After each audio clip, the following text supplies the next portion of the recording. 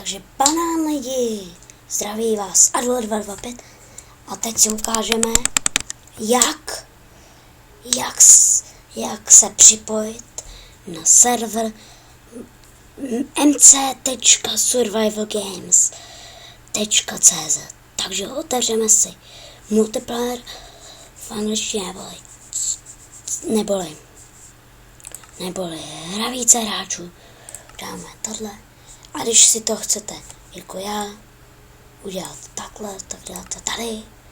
Minecraft server si vymažete a píšete mc.survival tohle, takhle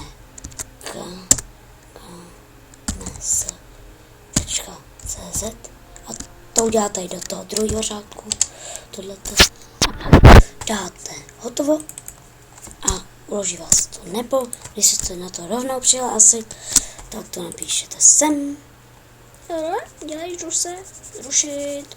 Pardon za menší seky. Tak a ten to napíšete.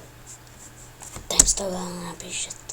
mc.survival.cz a dáte připojit se. A se vám to připojí.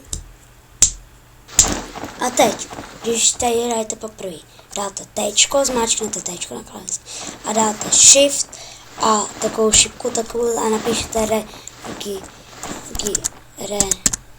register a dvakrát své heslo. A já už jsem zaregistrovaný, takže teď bude menší střih.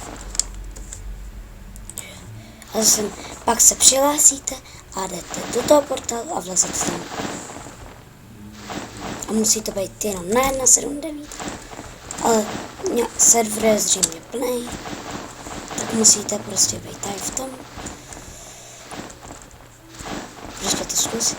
A když už jste přihlásení, tak nikdy se odpojíte, už nechcete hrát, tak zase se připojíte.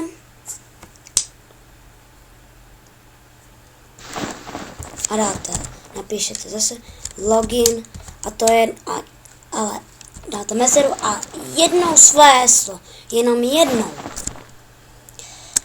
Takže doufám, že se vám můj tutoriál líbil. Tak ahoj!